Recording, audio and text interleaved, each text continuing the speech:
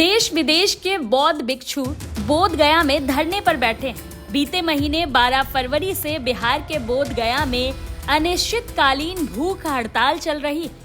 देश की संसद से लेकर राज्यों की विधानसभाओं में भी ये मांग उठ चुकी है कि बोध गया टेम्पल मैनेजमेंट एक्ट 1949 को रद्द किया जाए, महाबोधि विहार को गैर बुद्धों के कब्जे से मुक्त किया जाए।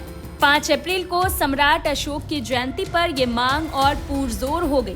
मिशन भीम से जुड़े अम्बेडकरवादियों ने दावा किया कि अनेक बौद्ध मंदिरों पर कब्जा करके हिंदू मंदिर बनाए गए हैं। कि एक तरफ अयोध्या के अंदर जहाँ खुदाई में निकला कि वो बौद्धों की साकेत नगरी थी, सारे अवशेष बुद्ध के निकले, लेकिन फिर भी उसको लोगों की आस्था के आधार पे माननीय सर्वोच्च न्यायालय ने कानूनों को ताक पर रखकर, संविधान को ताक पर रखकर, सबूतों को ताक पर रखकर सिर्फ आस्था के आधार पर हिंदुओं को दे दिया और सबने मान भी लिया, हमने भी मान लिया, जबकि वो बौद्धों की नगरी थी, साकेत नगरी थी, सारे अवशेष बुद्ध के निकले। आज से नहीं, इसकी स्टार्टिंग अगर आप देखो तो 1892 में 132 साल पहले हुई थी और इसका जो पूर्णतः एक मिशन जो है, एक शांति स्वरूप में बोध गया को माना जाता है और उन्होंने अपना जीवन जो एक राजा का बेटा होते हुए सब कुछ त्याग करके उस जीवन को एक साधारण जीवन जीने का जो उन्होंने निर्णय लिया और यहाँ पर बुद्ध में उनको जो ज्ञान प्राप्त हुआ, उस भूमि पर यहाँ पर अनायास ही जो 1949 एक्ट में कुछ अगर आप देखें तो उस समय यहाँ पर किसी प्रकार का कि 4 ब्राह्मण होंगे, 4 बौद्ध होंगे या डीएम होगा, इस तरीके का कोई उसके अंदर खाली एक जस्ट नोटिफिकेशन है, कोई उसको पास नहीं किया गया है। उसके बावजूद भी आज उस प्रक्रिया को इतना जटिल कर रहे हैं, धीरे धीरे वहाँ पर जो है ना पूजा व्यवस्था को स्थापित कर रहे हैं, जबकि हमारे जो बुद्ध धर्म में पूजा का कोई स्थान नहीं है। धरने और आमरण अनशन पर बैठे बौद्ध भिक्षुओं का आरोप है कि बीटी एक्ट 1949 के कारण बौद्ध भिक्षुओं के अधिकारों का हनन हो रहा है। बता दें, बीटी एक्ट के तहत बीटीएमसी बनाई गई है, जिसमें मंदिर के संरक्षण के लिए 9 लोगों की कमेटी बनाई जाती है। कमेटी में 4 बुद्ध भिक्षु, 4 गैर बुद्ध भिक्षु और 1 कलेक्टर रखा जाता है। आरोप है कि कमेटी में सिर्फ ब्राह्मणों की ही चलती।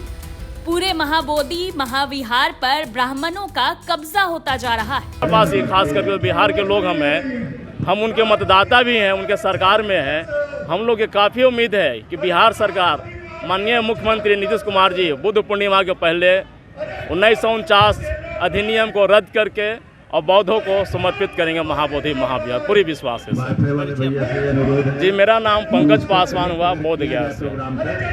मैं मिशन जय भीम का बिहार प्रदेश अध्यक्ष हूँ। बीटी एक्ट 1949, अब आप ये पूछना चाहेंगे या जानना चाहेंगे कि बीटी एक्ट 1949 है क्या।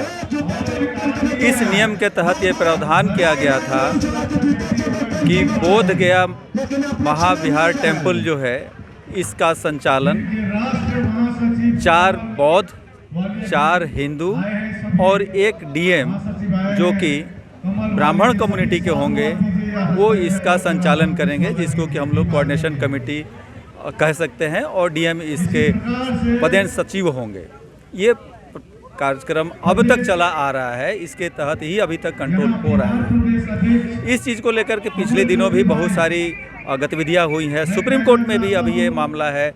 सुप्रीम कोर्ट अभी तक इस पे कोई फाइनल संज्ञान नहीं दिया है और इस चीज़ को लेकर के जब अति हो चुकी है कि अब का समय अभी नहीं तो कभी नहीं, ऐसे समय में जब बिहार में इलेक्शन होने को है इस अक्टूबर नवंबर में, तो हमारे भिक्षुओं ने ये सोचा कि क्यों न हम अपनी मांग को जमीन पे उतर करके, रोड पे उतर करके अपनी बात रखें। बौद्ध भिक्षुओं की ये मांग ऐसे समय में उठ रही है जब बिहार में विधानसभा के चुनाव सिर पर है, और अगर महाबोधि विहार पर बौद्ध भिक्षुओं की मांग नहीं मानी गई तो ये राष्ट्रीय व्यापी आंदोलन में तब्दील हो सकती है।